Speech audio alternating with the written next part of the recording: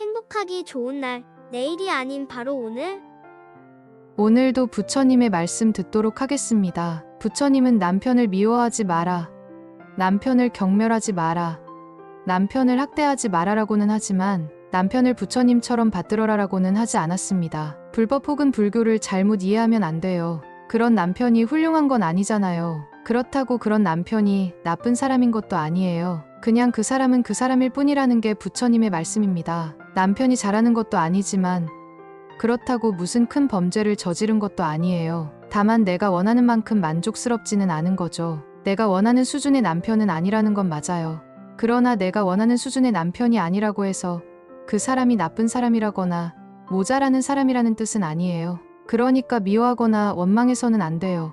그 사람하고 살든 안 살든 그건 내가 결정하면 돼요. 불교는 이혼하면 안 된다, 이렇게 가르치는 게 아니에요. 그 사람하고 결혼을 하든 이혼을 하든 그건 질문자 본인의 자유예요. 본인이 결정하면 됩니다. 그러나 그 사람을 미워하거나 원망하지는 말라는 거예요. 그 사람의 만남을 후회하거나 괴로워하지 말라는 겁니다. 내가 선택해서 내가 만났고 헤어진다면 그 또한 내가 선택해서 그 선택에 따르는 것뿐입니다. 이게 이치입니다. 불법은 윤리 도덕이 아니에요. 남편의 그런 질환과 그런 습관은 그 사람이 가지고 있는 하나의 특징이에요. 그런 특징을 인정하고 같이 살 건지, 나는 그런 특징을 인정하지 못하니까 같이 안 살 건지는 내가 결정하면 돼요. 나는 그런 걸 원하지 않는다면 같이 안 살면 되지. 상대가 내가 원하지 않는 짓을 한다고 해서 상대를 미워하거나 나쁘다고 말해서는 안 됩니다. 이게 부처님의 가르침이에요. 질문자는 불교에 대해서 조금 오해를 하는 것 같아요. 저도 무조건 남편한테 숙이고 살아라, 이렇게 법문하는 게 아니에요. 남편에게 어떤 문제가 있다고 하소연하는 사람에게 저는 그럼 같이 안 살면 되잖아요, 이렇게 얘기하면 하소연했던 사람이 오히려 이렇게 대답해요. 같이 안 살 수 없는 상황인데 계속 상대방을 미워하면 내가 괴롭잖아요. 이왕 같이 살려면 상대를 좋게 보고 살라는 뜻에서 상대를 부처님처럼 보고 사세요라고 말하는 겁니다. 그 사람과 헤어지면 안 된다, 모든 남편은 다 부처다, 이런 얘기가 아니에요. 부처님은 결혼해서 살든 혼자 살든 그런 건 간섭하지 않으셨어요. 그건 개인의 자유에 속합니다. 그러나 상대방을 미워하는 것은 돌멩이가 작다고 미워하고 나무가 크다고 미워하는 것처럼 바보 같은 행동이에요. 남편이 도박을 하면 당연히 질문자가 여보, 도박 안 했으면 좋겠어, 이렇게 얘기했을 거예요. 그런데도 도박을 계속한다면 그건 질문자가 어떻게 할 수가 없잖아요. 폭력적으로 대응하면 폭행죄가 되니까 폭력으로 해결할 수도 없어요. 그리고 부모 말도 안 듣는 사람이 아내 말을 듣겠어요. 그러나 내 말을 안 듣는다고 해서 그 사람을 미워하지는 말라는 거예요. 사람은 다른 사람 말을 들을 수도 있고 안 들을 수도 있으니까요. 미워하지는 말되 그 사람의 상태를 인정하고 그런 사람과 같이 살 건지 안 살 건지는 질문자가 결정하면 돼요. 제 이야기는 그 사람과 같이 살라는 이야기도 아니고 살지 말라는 이야기도 아니에요. 아기도 있고 여러 가지 이유 때문에 내가 그 사람과 같이 살 수밖에 없다면 아이 아빠니까 존중해주고 좋게 생각하고 살라는 거예요. 나는 그런 거 싫다, 나는 혼자서 아기 키우며 사는 게 그런 꼬락서니를 보고 사는 것보다 낫다, 이러면 본인이 결정해서 이혼하면 돼요. 스님한테 물어보니 이혼하라고 했다. 스님한테 물어보니까 그냥 살라고 하더라. 이런 건 본인이 이혼하고 싶거나 그냥 살고 싶으니까 스님 핑계를 대는 거예요. 저는 같이 살든 헤어지든 여러분의 개인 인생사에 관여를 하지 않습니다. 일절 이래라 저래라 하지 않아요. 결혼을 하거나 이혼을 하는 건 개인의 자유에 속해요. 자기 선택에 속한다는 뜻입니다. 그런데 미워하거나 원망하거나 슬퍼하는 것은 괴로움에 속합니다. 헤어지지 않고 같이 살더라도 괴로움 없이 사는 길이 뭐냐? 헤어져도 괴로움 없이 사는 길이 뭐냐? 같이 살고 안 살고의 문제가 아니라 어떻게 하면 괴로움 없이 사느냐를 두고 대화하는 거예요. 무슨 말인지 알아들었어요? 그런데 스님, 제가 남편 성질을 좀 받아주니까 점점 더 쉽게 화를 내고 험한 말을 합니다. 그건 내가 반응을 봐가면서 조절하면 돼요. 내가 성질을 냈을 때 상대가 성질을 안 낸다면 내가 성질을 내면 됩니다. 상대가 화를 내면 화를 좀 받아주면 되고 받아주기 싫으면 성질을 내면 돼요. 그런 것도 다 자기 선택이라는 거예요. 이렇게도 해보고 저렇게도 해보고 좋은 쪽으로 본인이 선택해서 살아가면 됩니다. 그 사람이 화를 내든 그 사람이 도박을 하든 그 사람이 게임을 하든 그건 그 사람의 일이에요. 내가 그걸 고칠 수 있으면 고치면 됩니다. 그런데 고칠 수 없는 것을 고치려 들면 괴로워지잖아요. 그러니 고칠 수 없는 거는 그냥 두라는 거예요. 날씨가 더워지고 추워지는 걸 두고 날씨를 고칠 생각을 하지는 않잖아요. 내가 날씨에 맞춰서 살죠. 집을 짓고 난방을 해서 적당하게 조절해가며 삽니다. 그런데 모든 걸 나한테 다 맞출 수 있는 건 아니잖아요. 이게 인생이에요. 다시 말하자면 바깥 날씨 자체를 다 고치는 건 불가능합니다. 그러나 내가 움막을 치고 그 안에서 적당하게 나한테 맞게 조절하는 건 가능해요. 내가 옷을 더 입든 덜 입든 집을 지어서 난방을 잘하든 이건 내가 할 수 있는 일이잖아요. 이처럼 내가 할 수 있는 건 하라는 거예요. 그러나 날씨 전체를 따뜻하거나 춥게 만드는 건 내가 할 수 없는 일이에요. 할 수 없는 걸 하겠다고 하면 이루어지지 않으니까 괴로워지는 게 당연합니다. 제 얘기는 아무것도 하지 말라는 것도 아니고 뭐든지 다 할 수 있다는 것도 아니에요. 질문자가 남편하고 대화를 해서 개선할 수 있는 건 하고 몇 번 얘기해봐도 안 되면 그냥 두세요. 안 되는 걸 억지로 바꾸려 들수록 상대를 미워하게 됩니다. 내 마음대로 안 되니까요. 그럴 때는 저 사람은 저렇다고 인정을 하고 사는 게 좋아요. 또 그걸 인정하고 살기엔 내가 너무 힘이 든다 하면 이혼을 하는 것도 방법입니다. 그러면 또 아기가 마음에 걸리겠죠?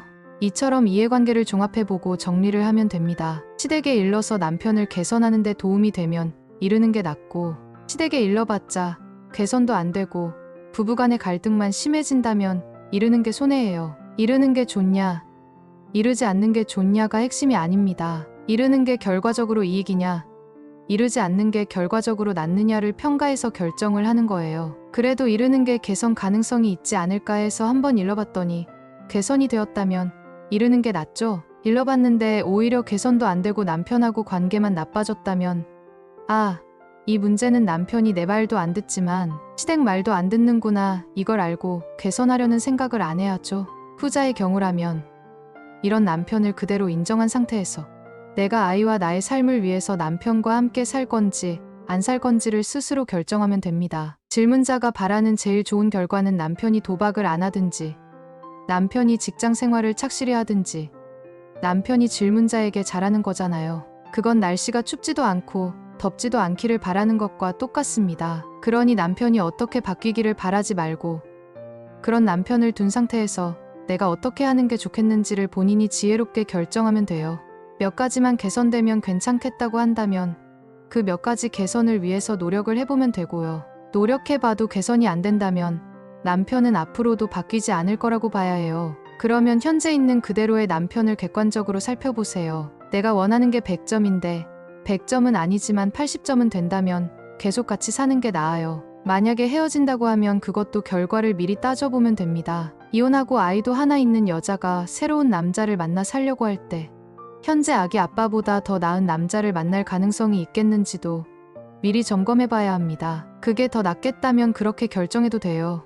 이 사람하고 사느니 아예 혼자 사는 게 낫겠다고 하면 그렇게 결정해도 되고요. 현재 내 조건에서 아이 하나를 데리고 결정을 할 때는 이 아이 아빠와 사는 게 낫겠는지 혼자 사는 게 낫겠는지 다른 남자하고 사귀어서 함께 살면서 아이에게는 아빠가 따로 있는 관계로 사는 게 낫겠는지 모든 경우를 잘 따져보고 결정해야 어느 쪽으로 결정하든 후회가 없습니다. 조선시대에는 이혼이 허락되지 않았지만 요즘 시대에 누구하고 사느냐는 내 자유에 속합니다. 그러나 이러한 선택의 자유가 있는 반면에 거기에는 반드시 책임이 따라요. 그걸 본인이 고려해서 지혜롭게 결정을 하는 거예요. 그건 누가 도와주는 게 아니에요. 본인이 잘 살펴서 결정하되 다만 감정적으로 결정하면 안 됩니다. 내 인생을 어렵게 만들었다고 남편을 미워하면 결국 아이도 자기 엄마가 미워하는 사람을 미워하게 돼요. 그러면 부녀 간의 원한이 맺히게 됩니다. 아이의 미래를 생각하면 아이에게 좋지는 않겠죠. 그러니 헤어지더라도 상대를 미워하면 안 돼요.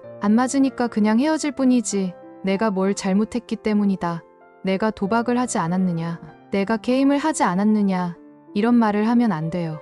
그런 조건을 인정하고 그런 가운데에서 내가 어떤 선택을 할 건지만 결정하면 돼요. 이 세상에는 수없이 많은 다양한 사람이 있습니다. 질문자는 남편이 도박을 하다가 마이너스 통장을 만들었다고 했지만 멀쩡하게 있던 집을 도박으로 날려버리는 사람도 있고 도박 빚을 못 갚아서 자살해버리는 사람도 있어요. 그러면 남편이 죽어버리거나 엄청난 빚을 지는 것보다는 그래도 마이너스 통장을 만드는 게 나은지 헤어지는 게 나은지를 질문자가 선택해야 해요. 세상에는 그렇게 극단적인 상황에서도 같이 사는 경우가 있거든요. 그러니 그 마이너스 통장에 너무 집착하면 안 돼요. 까먹어도 자기 돈을 까먹었지.